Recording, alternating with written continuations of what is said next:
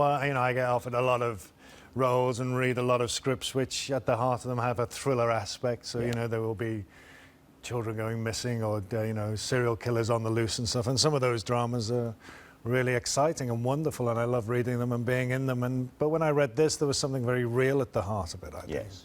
And also, it is a very grown-up drama. It's interesting, in your intro you mentioned Brief Encounter, and before I read the script, people talked to me about that and said it's a bit of a modern Brief Encounter, and I didn't, which is one of my favourite films. But of course, in Brief Encounter, it was a different time. It's not a commuter land affair. Also, when we don't nothing actually happens necessarily. It's not consummated.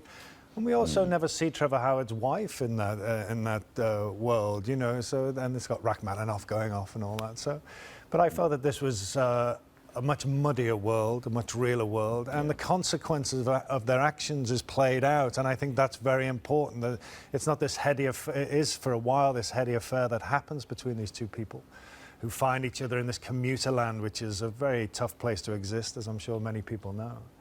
And they find each other, and then the second half of the drama plays out the consequences of their actions, and that's really very important, I think. Because it goes back, I think, those biblically attuned will know, to Corinthians 7:39, which is a verse against adultery. Right, I didn't know that. Well, there you go. You see, that's a gap in my research there.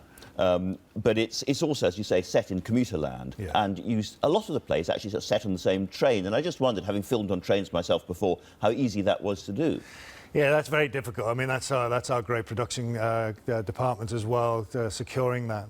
One of the great things for me is with this drama is, of course, you get to know, not like you do in Commuterland, you get to know the other people on the train. The people who play the extras and stuff. So the whole train was taken. Yeah, they're every weekend we would get together and do the train stuff because that was the easiest time for us to film. But of course, those guys, those supporting actors, who when we get to Waterloo, they not only have to walk around in the background, but they act as chaperones for anyone who wants to get into the film. So if there's anybody walking up to me, they can engage them in conversation. So their job is massive, and they really saved us when we were working in places like Waterloo Station. They were fantastic. Yes.